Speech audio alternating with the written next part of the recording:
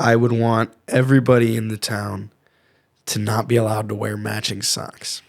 I hate matching socks. You hate matching socks? I do. My whole goal of life is to never wear matching socks, and I'm wearing matching socks right now. So I was going to say, are you wearing matching socks? I am, but it's really disappointing. I've kind of fallen off. I used to never wear matching socks, and then I got new socks, and now they all match, and it really sucks. Hello, everyone, and welcome back to the BTS with Joe show. I am back here with Conor Hernon, the great Conor Hernon, who is finally watching movies again instead of reading Wikipedia articles about them. And he's here on the show to talk to us about a movie he has actually seen called Mission Impossible. What's this one? The Final Reckoning? Final Reckoning, yeah. They changed the name twice on that, too. Yeah. Mm-hmm. Anyway, Final Reckoning, the newest Mission Impossible that is out, and supposedly the last one? Do we believe that? Not for an instant. Okay. Yeah. So I kind of want to get to that in a little bit. But first of all, welcome back to the podcast, Conor. Thank you so much for coming back on. Of course, yeah. I'm happy to be here. That's good. How has your summer break been since we last saw you? We saw you last when you were in the back of your car at school. So that's true. Yeah. It's been very good. It's been good to be home. Finished the semester out with a bang, thankfully. Not anything horrible. Now I'm here and I'm happy to be back on the show in this room. It's very nice, a lot better than the back of my car, I must say. I think the lighting is a little bit better and I'm sure people's ears will hurt a little bit less. But yeah, I think the highlight of my summer is watching Mission Impossible, of course. Okay. All right. No, you're shaking your head. I am. Okay. Yeah. Okay. I'll explain more later. Got it. Okay. Okay. So I kind of broke this down a little bit. First thing I want to talk to you about was just your initial reactions on the movie. Okay. You saw the movie twice? I did. Yeah. And I read the Wikipedia article at least once. Okay. So I'm well prepared. As one does. Yeah. As one does. All right, amazing. So you saw it twice, so you obviously had to like it a little bit. Tell me about your initial reactions when you first saw it. So the story of why I saw it twice is actually kind of funny. It's not just straight not enjoyment. One of these. Basically, it's the exact same situation as last time, where I had plans to see it with one group of people, and then another group of people wanted me to go see it with them. So don't think I loved it like that much. I'm not that into it. But I will say I did really enjoy the movie. I think especially I think maybe one of the reasons that it didn't hit quite as hard as it normally does for me is that as of late, the Mission Impossible series has just been so they've been doing such a fantastic job in the last couple that the expectations are just so elevated where really should you be having that crazy of expectations for Mission Impossible? Maybe not. So it did fall a little flat for me. Okay. But that's not to say that I didn't still enjoy it deeply, especially just as I love Tom Cruise movies. He's always able to make it into this big event, and I really appreciate that, and I think it's very cool. But it did fall a little bit flat for me, I'd say. Got it. Okay. Yeah. Okay, yeah, so similar reaction for me, which I kind of want to unpack this with you. Sure. Basically, my thing with it was I thought it was a good movie, but I think they took into account too many things from their last one bombing, right? So part one, this was initially going to be a 2-part movie, right? It was going to be the, what was it? Not Final Reckoning. This is Final Reckoning. Dead Reckoning? Dead Reckoning. That's what it was. So it was initially Dead Reckoning, and there was part one and part two. We all saw Dead Reckoning Part 1 in theaters, or some of us did. Not enough people did. And so Paramount basically went back to the drawing board and was like, why didn't people see this movie? And I saw some interesting interviews with the director about this, where basically he was explaining that because that movie bombed in the box office, they completely redid it. For the second movie. They already kind of had the second movie ready to go, and then they were like, no, we're actually going to completely re-edit this, and they reshot some things and did all these different things differently.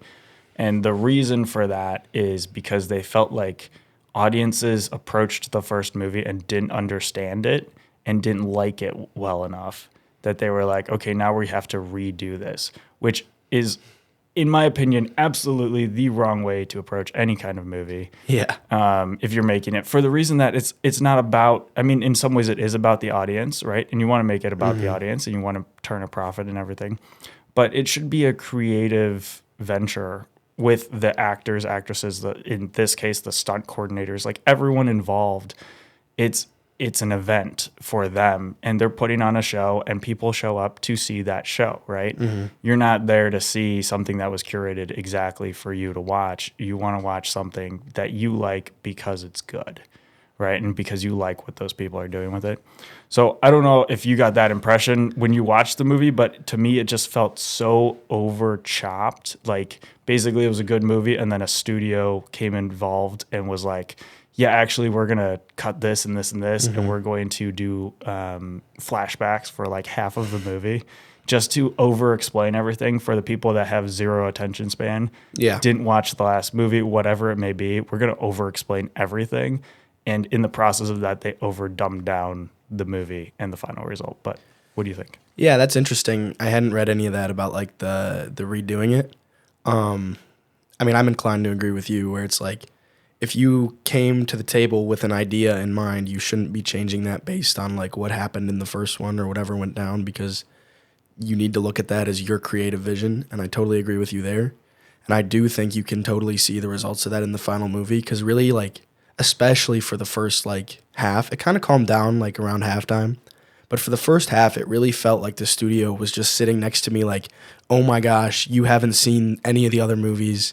We don't trust you. We need you to like, we're going to spoon feed this to you. Make sure you love it. And you're so nostalgic for something that like, where it would have been more nostalgic if they just didn't spend that time cutting back to it. Because I swear that movie had at least 15 minutes of just footage from other movies. Like maybe more than that, to the point where it got absurd. But then like later in the movie, they'd reference back to like really important things that like kind of almost deserved one of those flashbacks, and then they weren't there. They were just there at the start for like seemingly no reason. Right. So especially, like that first hour or so of the movie just felt really like dramatically like overproduced. And I didn't even feel like I was watching like a movie. It was like this weird like sequence of like, it did feel really chopped together, I guess is the best way to put it. Like that was genuinely how I was sitting there feeling. Like there's this moment at the start of the movie where they're like in the sewer or whatever, and they're like, how are we ever going to find this guy? And then they break the lady out of prison. And then all of a sudden they're just like at this party, like with no explanation. And I get it, but like, I don't know. It felt very like rushed through at that moment in the start. Like, I don't know. Yeah. So it is kind of funny you say that, because that was literally that entire start of the movie was literally what was redone. Really? Yeah. So they already had sense. the plane stunt idea, and they had the submarine stunt idea, and a lot of those different things were already in place. And then the beginning of the movie, they were basically like, it's been 2 years since the last movie came out, and not enough people saw the last movie. And so we basically need to over-explain the last movie for everyone who doesn't understand like who these characters are and whatever. And it's like, that defeats the purpose of watching a movie in a series, right? It would be like if Marvel, every time you started a new Marvel movie, was like to catch you up on the last episode. You know, like, you know how you're watching a TV show and they always have that like recap at the beginning? It basically is that, but for a movie, which was in the movie, and it took the first like 20 minutes. And they even had that sequence at the beginning where the president is over-explaining everything from the last like movie and a half. And it's like, okay, great. That's fine, because Mission Impossible kind of always has that to kind of set up, what's going on. It stays within the world of it, and it was fine. But I've gone back to watch other Mission Impossible movies recently, and no other movie has any flashbacks, let alone that many flashbacks to explain anything in the movie. It's ridiculous. So I don't know. I've just felt like it was weak writing and weak producing on the side of the studio, to where they just don't trust the audience enough, and we're like, here, you have to watch it this way. And it was terrible. I mean, it was really funny because I remember the night before I was going to go see it, I was going to see it with my mom and my brother, and they're like, well, actually, I went to them and I was like, well, if you want to go see it tomorrow, then we have to watch the first one tonight. Because I'm not great at like remembering what happened like years later, but like I didn't expect to be spoon-fed the whole thing. And then I sit down in the theater and we're watching the first 20 minutes of the movie, And my brother turns to me and he just goes, I think we wasted 2 hours last night. We did not need that. So that just made me laugh. And then the other thing you were saying was like how the president was like over explaining all this stuff at the start and how that kind of fits. It's like, yes, but also you can tell they're doing something completely different from normal because usually that moment is spent explaining the movie you're about to watch, which is a little funny, but not the movies you've seen like previously. Right. Part of the fun of Mission Impossible generally is that almost none of the movies bear any reference to any of the other movies. Yep. And when they do, it doesn't matter and it doesn't affect the plot. So I think in a way, maybe they even just made a mistake making a part 1 and a part 2 at all because that's just never what it's been about, Yeah. Like every movie, there's a new cast of characters, there's a new whatever, new terrorists. Like, so I think that's something they kind of lost. I don't know. Yeah, to be honest, I don't think that this story warranted a 2-movie release at all. And I think they kind of ran into that because the last one had most of the interesting setup that we know Mission Impossible for, where you're thinking, you're trying to figure out who's who, what's going to happen, whatever. And this movie really could have been like 30 minutes or so. Tacked on to the end of that last one, or you shorten certain aspects of that last movie and make this fit as like an hour or whatever, and you can have all your sequences, like your plane sequence and your submarine sequence and all of that, and it would have been a better overall movie. But I think people are losing interest in the part 1 part 2 style of doing things. That shows a lot in recent stuff where people have done part 1 and part 2s, or even what's it called? The Hunger Games. The Hunger Games, people showed up for part 2 and watched part 1 at home because they were like, why would I see part 1 and then part 2? It just doesn't make as much sense. The hype isn't there. It worked for Harry Potter. It worked for Avengers, but you have to have that really, really strong fan base, and I don't think Mission Impossible had that.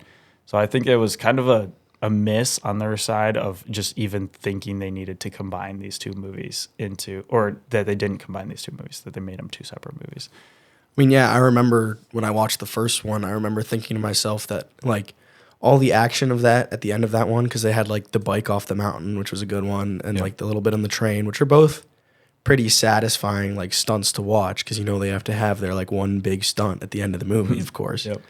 But I remember thinking to myself like, there's no point to all of that because there's no like conclusion. There's no finality to it. So they just did all this and it was this impossible mission, but like there's no satisfaction there. So like it would totally make sense to me to literally just cut out like half that movie and half this movie and slap the submarine and the plane onto the last one. Yep. And I think that would be fantastic because I like those parts a lot. And I do genuinely really like part 1. I think it's pretty good.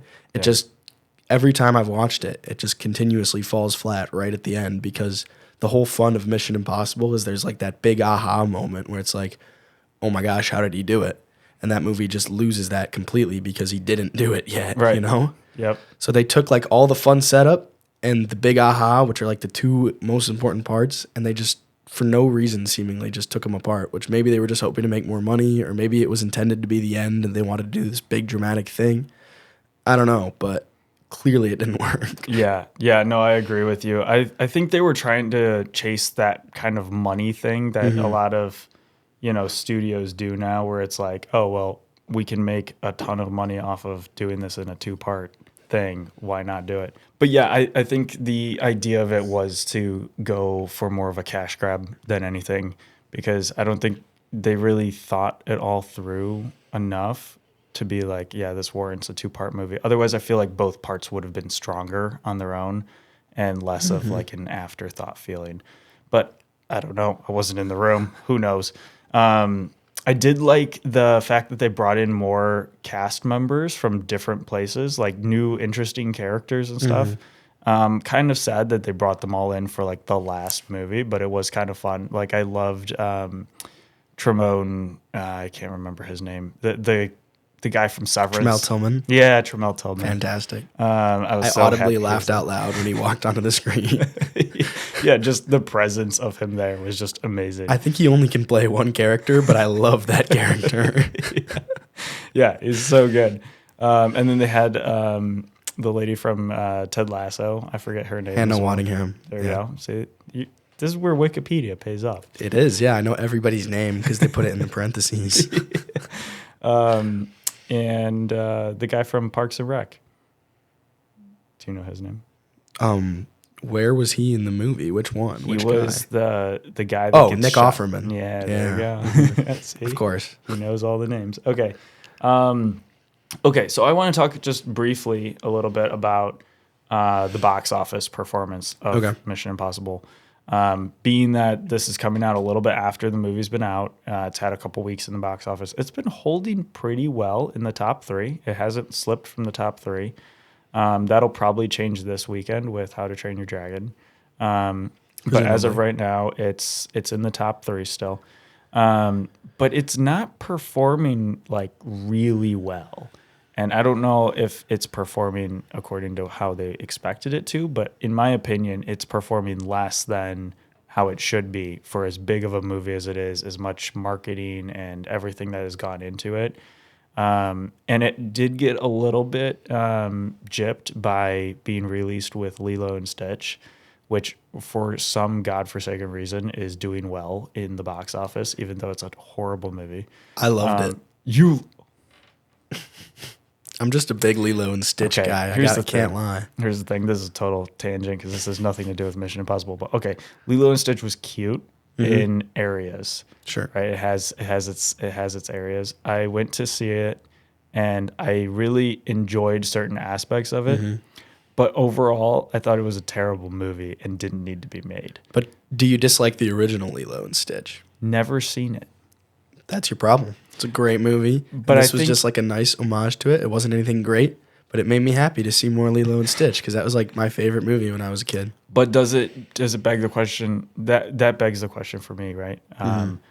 Shouldn't they just like re-release Lilo and Stitch, the original, and give everyone that nostalgia and the better movie, or should they make a new Lilo and Stitch that's just not as good and live action? Did it need live action? I don't get the hate on live action stuff. Okay. I think it's just an opportunity. Like it's overdone because I'd rather see new things, but like I think it's a fun opportunity to tell the same stories in completely different, not completely different mediums, but different mediums, and to see what that looks like.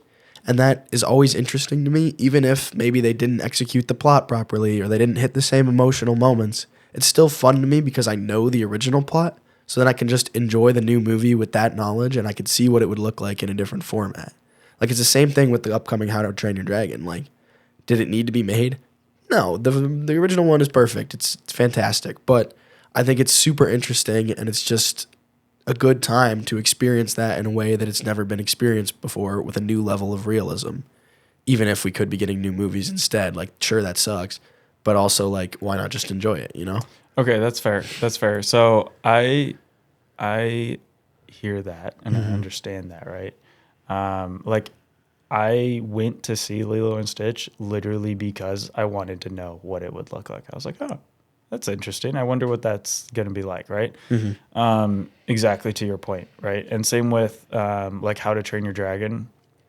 I'm going to see that today, and I'm like, that was so loud. Yeah, that's crazy. We're going to give that a minute. It's also so unnecessary to keep honking your horn like that, dude. He needs you to know he's there. I know. He just wants to ruin your podcast. He does. He just wants to be a part of the podcast. Probably won't Downsides be. of filming in the city, you know. Okay, so anyway, yeah, they. So I went to see it literally for that reason. But the thing that kept hitting me was like, okay, if you're going to make a live action movie, and this is really what I'm hoping for with How to Train Your Dragon, and I'll probably be massively let down. If you're going to remake a movie, don't do a shot-for-shot remake of the movie. Give me something new. Give me something interesting that's in the same world, has the same story, right? The same base story of like a beginning, middle, and end, but change up everything that happens in between and make it better for some reason. Like give me a reason that it's live action. Okay. So like for How to Train Your Dragon, what I would love to see is a blend of Game of Thrones and How to Train Your Dragon. What? So How does that work? Okay, blending like you're bringing in realistic looking dragons, right? Sure. Make it more intense. Make it more like a PG-13 rating. I think you're going to get disappointed. I think I will too, but that would make sense, right? It would be like, okay, I get what you're saying. the punches hit harder. It's a bigger movie. It still has some fun along the way, but it's aged with the audience now, right? Because anyone that grew up with How to Train Your Dragon is now in their 20s and 30s and wants a better movie rather than just like a cartoon, but with humans, because humans don't emote the way that cartoons do. We've seen this over and over with Disney, right? Biggest issue I had with Lilo and Stitch too. It's like you lose so much of the heart of the movie because you insert actors and actresses and you don't get that animation and that magic that kind of happens because you're stuck with these actors and actresses. The only person I actually really appreciated in there that was a human in Lilo and Stitch was I can't remember his name. He's like the skinny alien. Pleakley? Yeah. That actor, I also can't remember his name offhand. I don't know that one. Anything for this. But yeah, he was fantastic. He was so good. He So funny. Carried the movie, in my opinion. Him and the animated Stitch were like the best parts of the movie. And I was 100%. like, this could have been its own movie. But yeah, a lot of the other people and things just kind of felt like they let me down. Yeah, I get what you're saying. That makes sense too. Like I completely understand where you're coming from. I think there's an argument for both because there's also an argument from a studio perspective, like especially with How to Train Your Dragon, which I never want to be the one coming from the studio perspective. But you're also, as the people making that film, you're thinking about trying to bring your story to new audiences that maybe haven't experienced it before.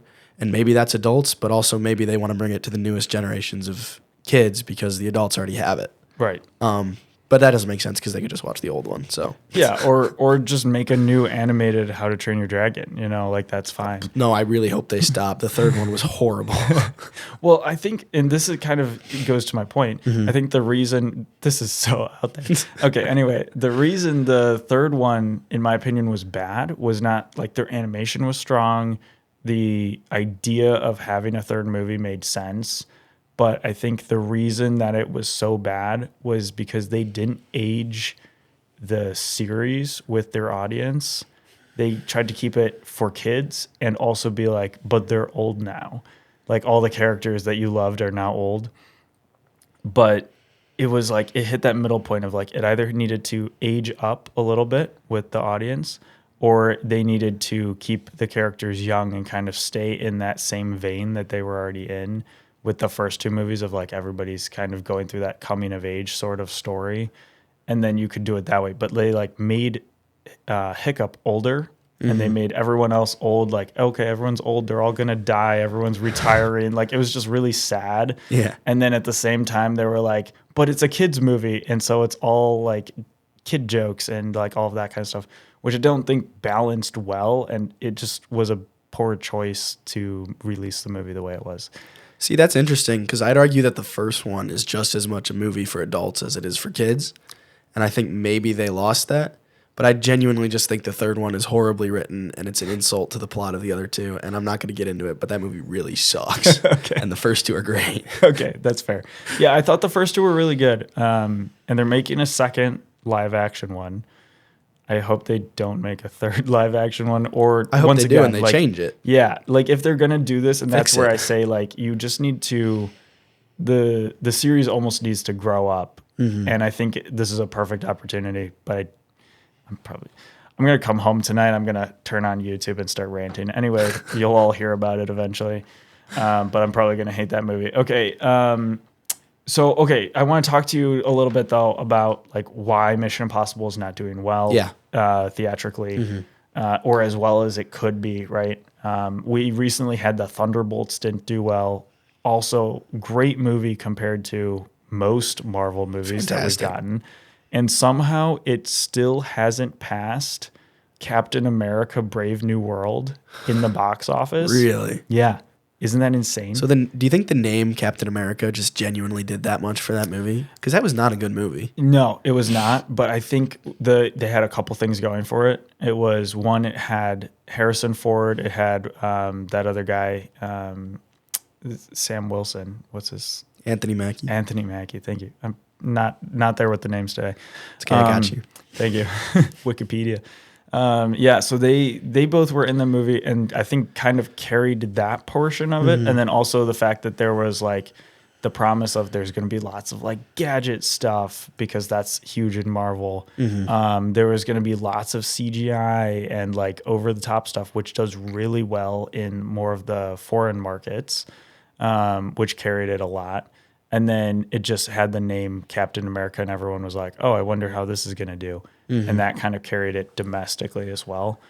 I'm guessing that's basically what did it for that movie. And also, there wasn't really anything else in that same genre coming out for like 2 more weeks on either side of it. So it was a decent release point for a movie like that because it didn't have to carry itself so well.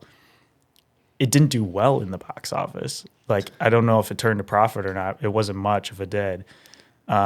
But the fact that that beat the Thunderbolts is insane to me. It's so upsetting because the thing about that movie was, did I hate it? No. Like, I do think it was a decent movie for Captain America just to continue the character from somewhere that it had never been before, really, aside from, I guess, a little bit in the TV series. But the Thunderbolts was something that was really just like, it's been a long time since I've watched a Marvel movie and like forgotten about the fact that I was just there because it was a Marvel movie. Like that movie genuinely had actual like soul to it, which is what's been missing since Endgame. So it's really upsetting to me. Like I won't get into the details about that movie because I really do like it quite a lot. But it's really upsetting to me that that falls to like the movie that I think kind of stands representative of everything that's been wrong with Marvel recently. Like even as you were saying it, like all the big CGI, all the gadgets, like we actually finally got another like really genuinely grounded Marvel movie, and it isn't sending the right message to the studio, I don't think, which is really unfortunate. Yeah. But I guess that's just how it's going to be. And I'm very hopeful though for like the future, like Fantastic Four and stuff. That movie looks like it's going to be pretty good. I'm not going to lie. Yeah. I'm really hoping that one kind of balances the scales of the other two, because it's already doing really well ticket sale wise, and they've been marketing this movie like crazy for like 2 years. So it makes sense that it's going to be a bigger movie than like Thunderbolts, which kind of got swept under the rug in the marketing and everything else too. I mean, even just the name Fantastic Four, like you'll just make money off of that. Right. People care about that. Yeah, they'll show up for the nostalgia to see how it stacks up against the other Fantastic Four movies, everything like that. So also the fact that it's the MCU is going to pull in a whole new demographic and crowd. So. It will forever somehow. Yeah, right. Yeah. So just kind of playing off of that though, right? Like, what do you think about the state of cinema right now and movie going? And do you think that this is just like a temporary like blip in the system of like, okay, these movies that should be doing really well because they're a step up from other movies. We had just had John Wick Ballerina come out. Didn't think it was a great movie, but it was still a very strong action movie. Like some of those movies are not doing well. And then you have movies like 2 months ago, like The Accountant 2 came out and did really well compared to how it was supposed to do. And, you know, like what's going on right now? It's interesting, I think, because I would say that it's been a pretty good year generally for movies. Like I've seen a lot of pretty good stuff this year, but every time I look at anything, it seems like the numbers are consistently a lot lower than they have been. Yeah. But it seems like it's less of that whole mindset where people are looking at it and they're always like, well, why would you ever go to the theater if it's going to be on streaming in 2 months? Because that's what I think the argument for why that's happening would be. Yeah. But I think people are also like starting to get more interested and really starting to push for, like we were talking about earlier, more like genuine original things. Because if you look at the movies that are doing really well, like Sinners, that did really well, right? Yeah. In the box office. I mean, compared to how it was supposed to do, yeah. As far as like, did it hit $1 billion? No, which I actually thought was surprising that it's as low as it is. It's in like the $300 million mark. Yeah. Here. Oh, wow. Yeah, right. Like I don't even know if I can make the argument I was about to make then. I didn't know it was that bad. You hear about movies doing well, and it's like it's doing well relatively to how they expected it to, but not necessarily. Here, let's see. See, that's interesting because I guess then I'm on like on social media, I guess I've put myself in this echo chamber of people that are still into movies. So I haven't really noticed anything. Like, I haven't really thought about it because all the content I get is just people talking about this and that all the time. Like, because that's what I'm interested in. So Yeah. it's really interesting. Okay, yeah. So here's Sinners did domestically 272 million, internationally 84 million, and its worldwide came out to 357 million. It's technically still in theaters, so it could continue, but it's out on VOD now, so it's kind of like anyone can stream it. So the chances of it continuing to do well in theaters are probably not high. It might, if anything, cross the $400 million mark, but I would be surprised if it did. And yeah, like, again, huge movie, did really well. Now, technically, a $300 million gross is considered to be very good in movies. Just, it's more of now adjusted for inflation, everything else. Like, as you start looking at some of these numbers, like, not everyone's going to be like a James Cameron's Avatar, right? Where every time there's a new one, for some reason it does like 2 billion almost in the box office, right? Like, not everyone's going to have that pull, and a lot of that comes from international markets.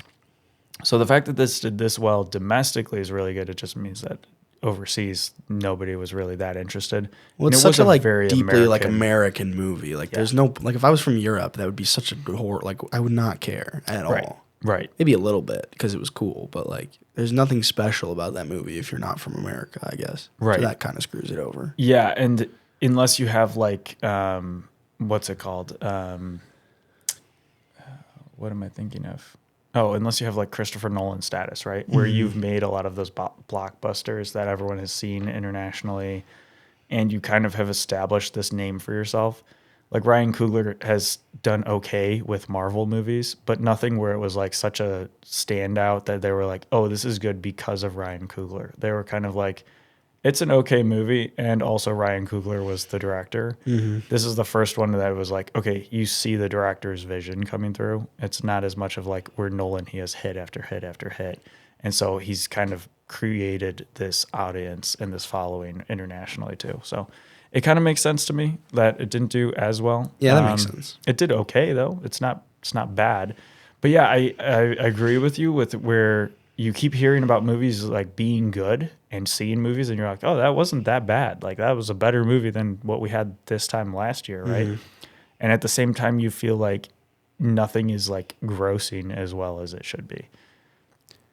Yeah, that's so interesting. I hadn't really thought about that till just now. I guess maybe, I mean, I don't know. Maybe people are just bored. Like, but it's so interesting because I was just thinking, like, you mentioned Christopher Nolan. I was just thinking as you were talking, like, what's the last time a movie did like really, really well? And it's probably back to like 2023 with like all the Barbie and Oppenheimer. And I think was Avatar the year before that? So was that 22? Yeah, Avatar was the year before that. This year we're gonna have an interesting like back quarter of the year because we're gonna have like Tron, which traditionally did really well the last time there was a Tron in theaters.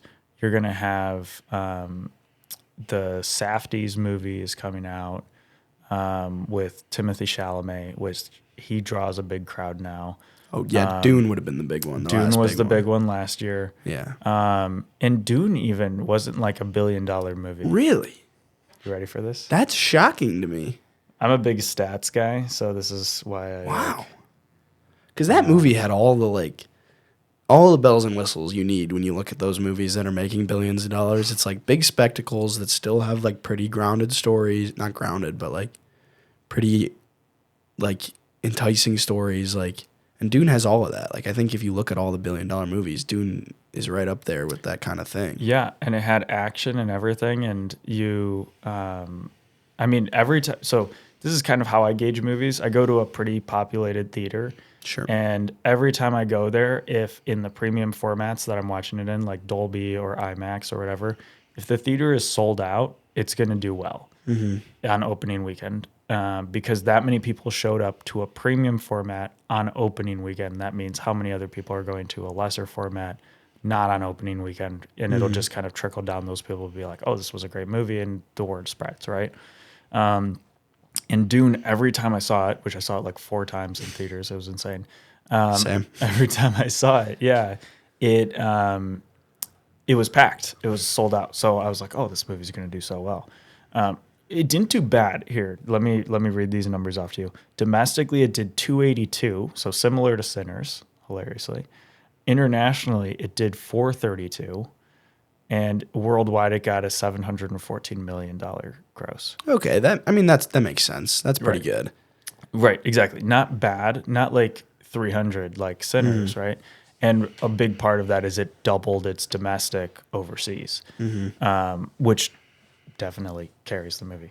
Okay, so back to Mission Impossible, because we could talk about just regular movies in the box office all day. Mission Impossible specifically has had kind of their highs and lows. Their the first half of this movie, the Final Reckoning, when Dead Reckoning Part 1 came out, that was right in that Barbenheimer phase. And they just kind of got swallowed up by Barbenheimer coming out like the next weekend and taking away all their premium formats and most of their screens. Yeah. Because everyone knew that was going to be big. And it was. And I think that's on the studio, not on like the movie itself, because the movie was fine. But I think the studio choosing to release it right in that schedule and not move based on like what else was coming out is just a bad move. I think they were just overly confident. But overall, they've done pretty well. Like Fallout did okay. That was a big movie when that came out. Like everyone talked about Fallout. I would genuinely put that movie in my top 10 favorite movies of all time. Really? I adore that movie with was a everything I fantastic have. movie. It's so good. Yeah. What a movie. So, do you think it's more of a audiences are kind of done with Tom Cruise, or like what do you think is happening? Because we also had Top Gun Maverick that like smashed all the box office records like 2 years ago. And now here we are where Tom Cruise's leading movie is not really carrying that well. I don't know. I feel like to say that audiences are done with Tom Cruise just can't be right. Because everything, maybe I'm in the Tom Cruise echo chamber again. I don't know. But I would personally describe Tom Cruise as like, at least recently, like back around Top Gun Maverick, like cinema Jesus. I think that's what he did for going to the movie theater actively back in that time. Because have you heard those stories about like how like all the production companies were like shut down and he like tricked them? Have you heard that stuff? Yeah. I don't know how true that is. Tell the story, because not everyone knows this. Tom Cruise supposedly back when all the the production companies were all shut down back in 2020 for COVID, supposedly he just started like calling people up and saying, hey, my production company is in the middle of making our movie right now. We're full tilt. And not like telling them you guys are getting behind, because that would be a little on the nose, but essentially telling them you guys are going to be behind, you're going to lose out on all this money, when his company was just not producing anything at all. Everything was stopped, including whatever he was doing.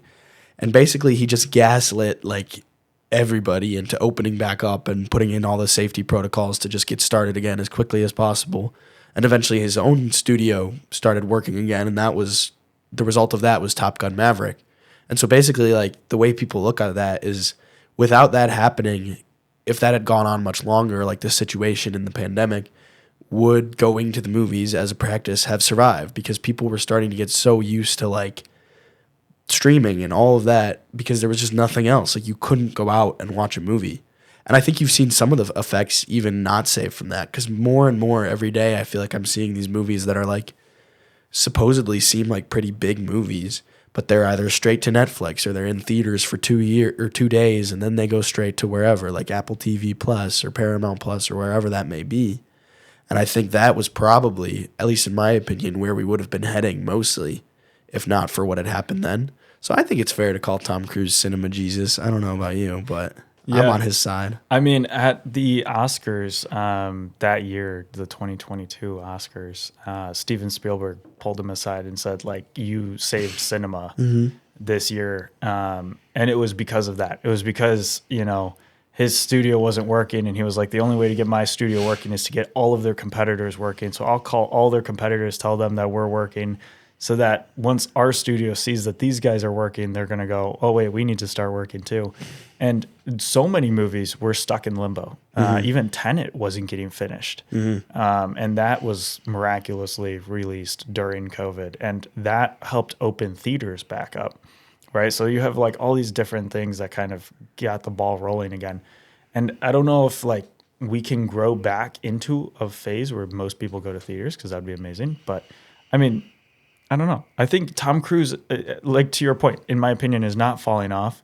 But we now have a movie that's out with him that people are like, everyone leaving the theater when I watched it, every time I watched it, they were like, man, he's old now. Right. So then I'm like, oh, maybe he is old. Like maybe people just won't show up to see this guy because he's like too old to be cool anymore. See, I think it's the opposite. I think he's cool because he is old. Okay. And that's the opinion that I seem to get from everybody I've talked to, because it's always, oh my gosh, how is he still doing this? This is the coolest thing I've ever seen. I could never. And he's, how old is he? 65? What? Like that's all I get constantly. So I think it's probably less that Tom Cruise has fallen off and more like what we talked about earlier with all that like fumbling around with scheduling and part twos and all that. Just really like knocked it a little too bad for him. But everything I've seen like marketing for the movie is all about Tom Cruise, all about the stunts, all about this and that. And I think that's what people are genuinely really interested in with Mission Impossible. Because I don't know about you, but part of the reason I go is because I like to see the 60-year-old man hanging off the side of a plane. It's cool. Right. Like Yeah. it's genuinely like it's not something that you really see anymore. Like he's a different breed of action star, I think, that just doesn't tend to exist anymore. Yep. So that is something special there, and I don't think he's fallen off. I think I think there's got to be something else going on, because again, everything I see, like even when I think about like the directors of those movies, like especially the more recent ones, the Christopher McQuarrie, is that his name? Yeah. All I could think is like, oh my gosh, he must be just Tom Cruise's puppet, and he probably just does whatever Tom Cruise is telling him to do, and that's why he's been around for like 2 or 3 of these now, because he just says yes to whatever Tom Cruise wants. Yeah.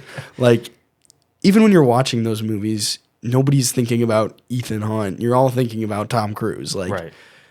so I can't fathom that it would be him that's the problem, or that he's not pulling the crowds anymore. There's got to be something else, because there's something about him that just screams like, this is pretty cool, even if I'm a weird cult creep, you know?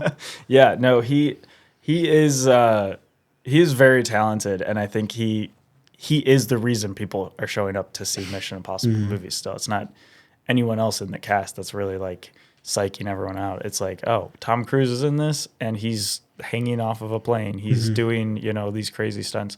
Yeah, I'll show up. Speaking of stunts, rate the stunts in this movie. Did you think they were good? Did you think one was better than the other? And then finally, how do you think they stack up against the other movies? Do you think the best stunts are in this movie, or do you think another movie has the best stunts? So here's what I'd say. And I thought the whole stunt thing was very interesting in this movie, because I think that surely on every level, I don't know how real the submarine thing was. Probably pretty real, knowing Tom Cruise. I mean, obviously he's not like at the bottom of the ocean, but he was probably underwater for a while. He was in a tank, yeah. I'm sure.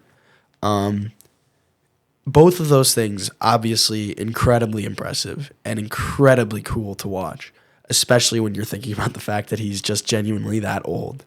It's like, how is any person doing this, let alone like a senior citizen?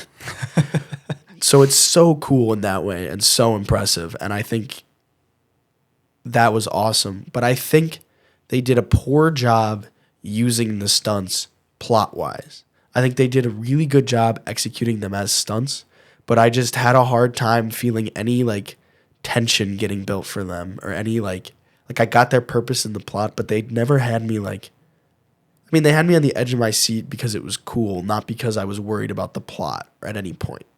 And I think the reason for that is that generally when they have those like big stunts, there's always an emphasis on like how much time he has to do it and how close he is to that amount of time, and how he's cutting it that close, and how like all the stakes are constantly present while it's happening. Mm-hmm.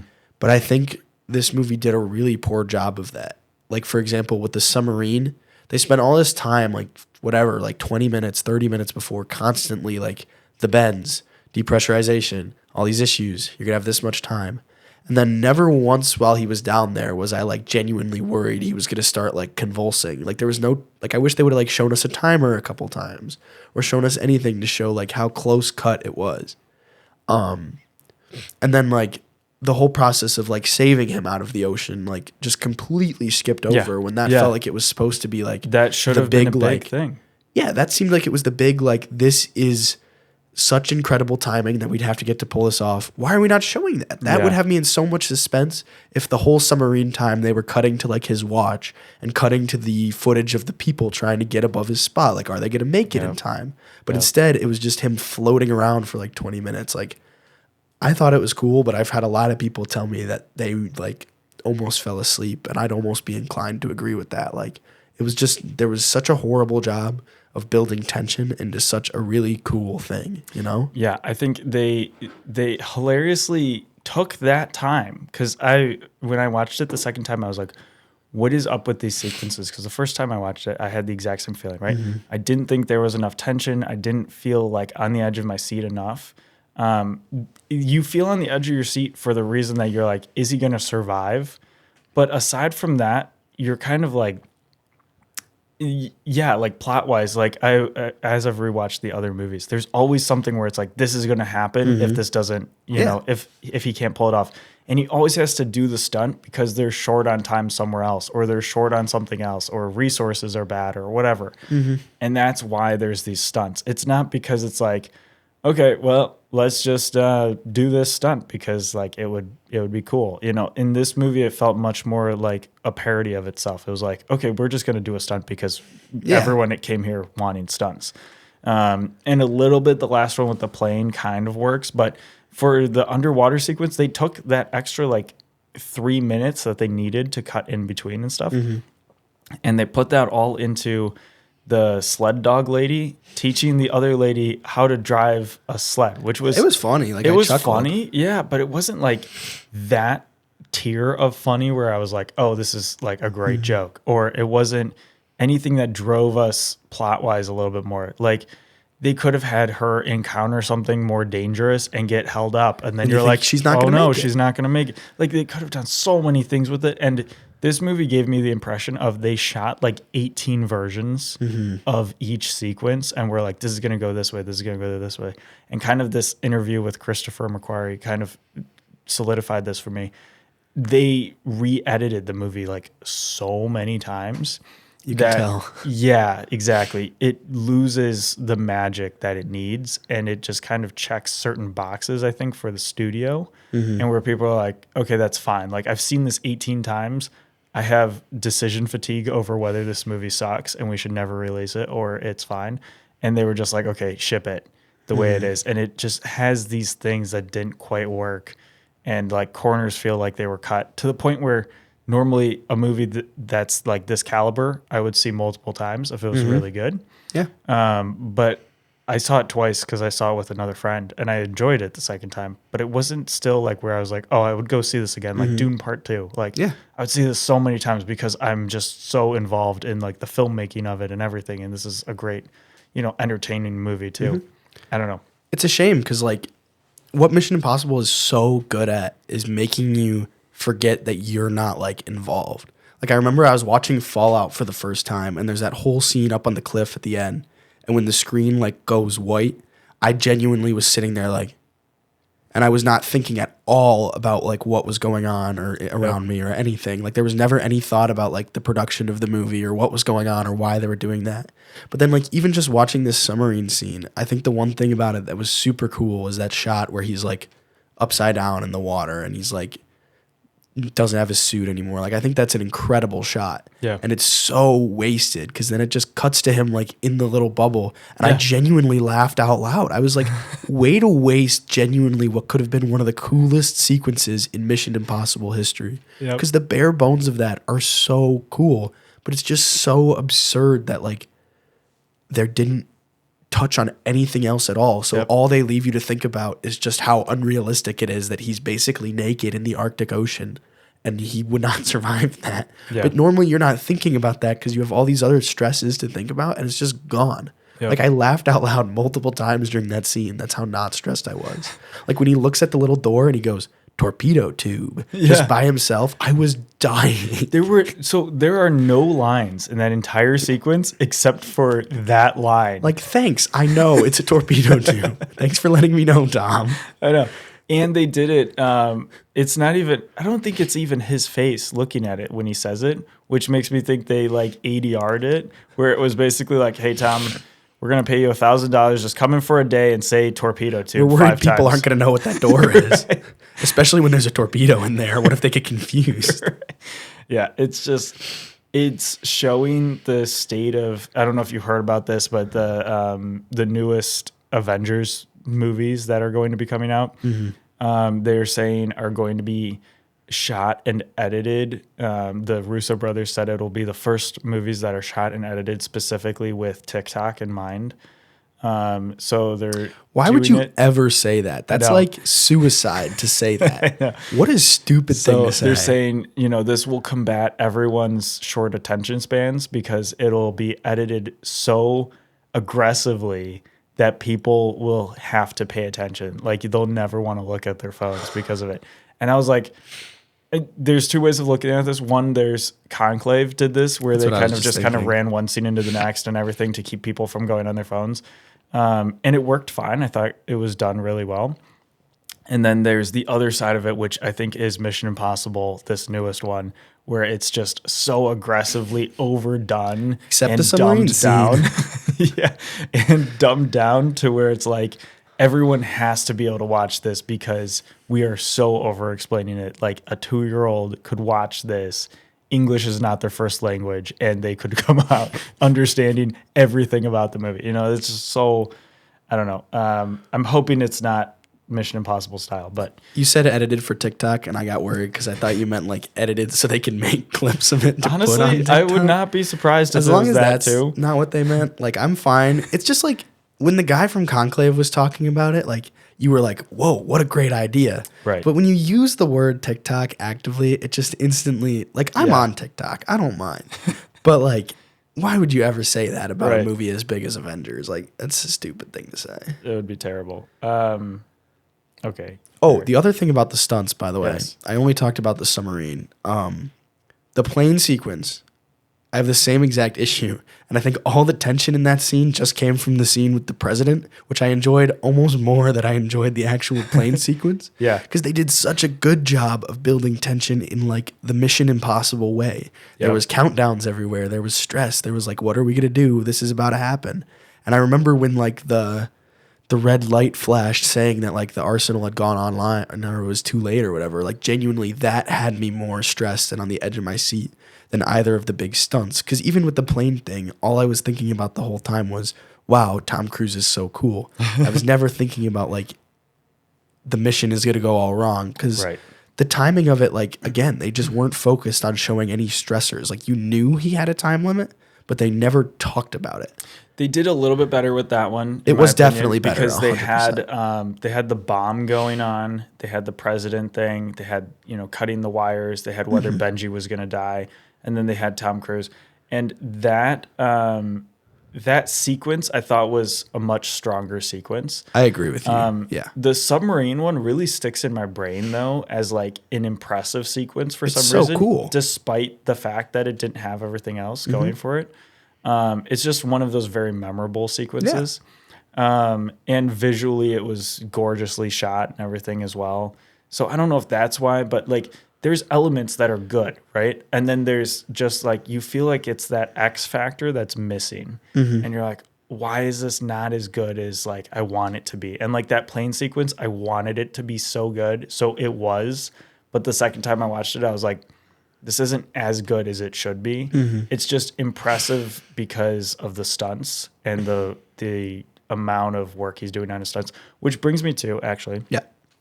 the Oscars this year now have a stunt category. I think Give it all to Tom Cruise. yeah, I feel like this is a shoe-in for that. And in a way, almost over the top is a shoe-in for it because the fact that the stunts are making people show up for this movie, are making us talk about this movie, or we're remembering this movie because of the stunts primarily. And everything else, you're kind of like, I don't know, something happened in there, but it was okay. And we got there and there were cool stunts.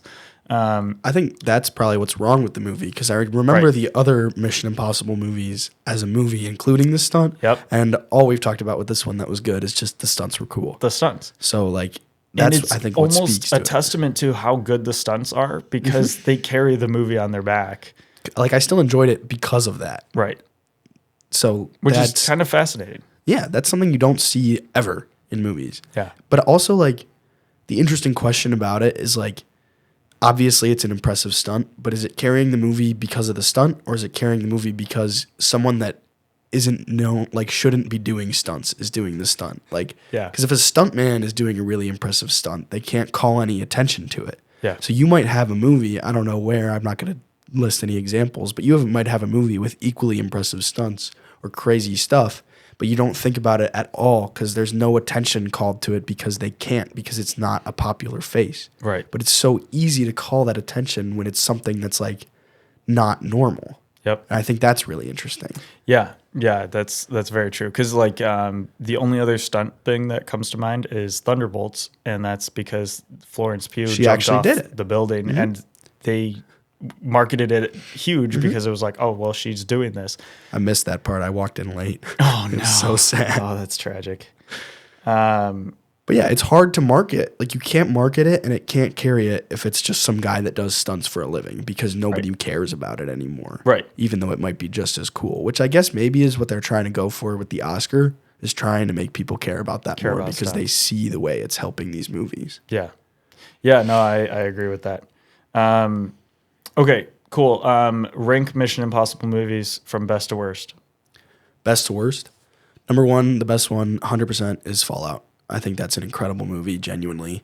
I think it does such a good job of building that tension that this movie just lacks. I think that whole sequence, if you think about it, at the end, isn't even stunt-wise. It's probably not even top 5 in all the stunts Tom Cruise has done. Like, I'm pretty sure he just kind of like hung from a helicopter in that one. But they do such a good job of complementing it with the whole like dual nuclear bombs thing and all that. That He I did the think, fall on his own, where he falls from the helicopter down to the payload. wasn't that an accident? No, that wasn't. But when he's running on the rooftops in Rome and Breaks he his broke ankle, his yeah. foot, that was an accident. Yeah, but I know he does all that stuff and it's cool. But like, in terms of stunts, those aren't like the craziest things Tom Cruise has done. Right. But it's so helped by everything else that this most recent movie was lacking that I think the stunts in that movie are sick because they're crutched by the other characters, and that movie actually makes you care about everybody else that's there. Yeah. And then number 2, I'm sorry, can you just remind me, like, it's been a while since I've seen Rogue Nation and Ghost Protocol. Which one is the one with the Burj Khalifa? That's Ghost Protocol. And then Rogue Nation ends with the scuba diving thing. Yes, that's where he did the crazy like underwater held his breath thing. Yeah. And that's the one with that introduces Rebecca Ferguson. Okay. So I would say Fallout, and then I don't know why I asked that question, because probably the third one. I think the third one is really interesting in that, again, the stunts aren't quite as good, but it does a very good job of actually telling a really like moving story in a way that some of them don't. And the reason I'm thinking about this is because until December, actually, when I was rewatching all the Mission Impossible movies, I had never seen the third one. I just missed it on accident, and I don't know how that happened. Oh, wow. So up until that moment, my whole opinion of Mission Impossible is like, it's so funny because it's one of these franchises where, like, aside from Tom Cruise, you don't really care about anybody except kind of Benji and Luther. But even then, it's like, whatever, you know, because nobody ever comes back. And then I watched that movie, and the ending of that movie is genuinely so well done. Like, it moves you so much better than some of the other ones. I just think it's fantastic. And I think, what's his name? Philip Seymour Hoffman is such a fantastic actor, and he's so good in that movie. So I really like that one. And then third is probably Ghost Protocol with the scuba diving or the breathing and Rebecca Ferguson. I don't remember a ton about that, but I just remember is that the one with Solomon Lang too? Yeah. Yeah, that's a great movie. That's for sure third. And then fourth, I would say the first one, just because I really think that even though it's not as high key, the whole CIA action sequence was incredible. Yep. And I love, by the way, the one callback I loved in the most recent one is that they brought back the CIA guy and he's just like part of the team for some reason. Like, that had me laughing the whole time. I thought that was awesome. I'm so glad they put that in there. And then after that, probably Rogue Nation, and then Dead Reckoning, and then Final Reckoning, and then I think the second one is horrible. It's just so it suffers so much from being made in the early 2000s. I think. Yes. But that would be my ranking, I think. Okay, nice. Yeah. Similarly, I would say Fallout is number one. Number two is the first movie, just because it's so good. It's just a classic movie. Yeah. Rogue Nation, number three, and then what's it called? Number four would be the third movie. Yeah. Because it had a lot of good elements, but it wasn't great. Yeah. I mean, it fell flat in a lot of places. It was kind of like suffering from also being in the early 2000s. It's like it had so the same suffering as the second one, but the plot was actually good instead of being they horrible. had better actors and everything too. Yeah. And then the Dead Reckoning, part one and part two. Part one first, obviously, then part two. And then going back to the second one, because the second one is the worst movie. Did you say Rogue or Ghost Protocol? Oh, I forgot about Ghost Protocol. Okay, Ghost Protocol after Rogue Nation. Okay. Yeah. So very similar then, I think, between the two of us. Because I love Ghost Protocol, but it's missing this X factor again, of just, it's a very good movie. And watching it after this made me appreciate Ghost Protocol so much more, because I was always like, Ghost Protocol is really good. It's a really exciting movie, but it's missing something, and I don't know what it is. And it never quite pulls itself together for me where the other movies do. I don't know if it's the set pieces or like the stakes don't feel as high the entire movie. It's been a long time since I've seen that one. I don't know. It's a great movie and it's done really well, but it just has certain things where it doesn't feel like it's all coming together as well as some of these other movies. But I don't know. It's missing something, and I can't put my finger on what it is. I wish I could help you, but I just don't remember. You're good. Okay. All right. So here we go. To end out this podcast, because I apologize, it's running longer than I expected. I have the impossible question segment. Fantastic. My favorite part. Yes. So ChatGPT keeps insisting that I give you guys more time to answer these, but I insist that you're better than this. I trust you more than AI. Beautiful. All right. You're going to get 1 minute to answer 6 questions. Okay. So 20 seconds per answer. Right? 10. 1 minute for 6 questions. Yeah, you're right. I'm stupid. Okay. So, you're going to get 10 seconds. And we're going to roll through these, okay? Great. Give me an answer. Can I get like a context as to what the questions are about? No. Okay, go. I mean, because literally nothing will prepare you for these other than that they're somewhat themed to this podcast. Great. Somewhat. Fantastic. Okay. 3, 2, 1. The IMF recruits you, but your only skill is oddly specific. What's your completely useless but slightly impressive talent that lands you the job? Does it have to be real talent? Sure. I play the accordion, and they love that because I fit in everywhere. Okay. If you had to pitch a Mission Impossible crossover with another film universe, Barbie, Fast and Furious, Downton Abbey, etc., what's the crossover and what's the insane mission or plot? Either Bourne or Bond, but I'm going to go Bond because I have a better plot. And it's like, I just saw this trailer for the America and England combined, and they're both in danger. I don't have time. Okay. That's the last one. Tom Cruise gives you the ability to do one stunt in real life with 0 consequences and the whole world watching. What do you choose, and who do you make sure is there to see it? What do I choose? Dang, I did a horrible job. I mean, that was tough. I kind of started through most of those questions anyway. Wow. Continue, though. We'll keep going rapid fire. Stunt. I will skydive with a bomb on my back. And it's like the end of The Dark Knight Rises, where I've got to like land in the ocean with the bomb to save the world. And I want Tom Cruise to watch. Okay. That's so interesting. All right. You've been cursed to relive one completely ordinary moment from your life every day like it's Groundhog Day. What's the most absurdly boring moment that would slowly drive you insane? My sophomore year of high school biology class. Okay. I'm not hating, but I am. Those who know. Okay. If you were elected mayor of a tiny town where every law is made up by you, what's the first ridiculously specific law you would pass, and how would you enforce it? I would want everybody in the town to not be allowed to wear matching socks. I hate matching socks. You hate matching socks? I do. My whole goal of life is to never wear matching socks, and I'm wearing matching socks right now. So I was going to say, are you wearing matching socks? I am, but it's really disappointing. I've kind of fallen off. I used to never wear matching socks, and then I got new socks, and now they all match, and it really sucks. Okay. How would you enforce it? I mean, I'd just have everybody trade socks, and then I'd pull up your pants like from the ankles as I walk by, and I'd check your socks. I don't like the way that sounded. I don't like the way that sounded either. Oh my gosh. I'm so concerned again. Every time you're on this podcast, there's something really out of pocket that comes out of your mouth. Are you wearing matching socks? I am. I always wear matching socks. Disappointment. Oh my gosh. Don't pull up my pants. I won't.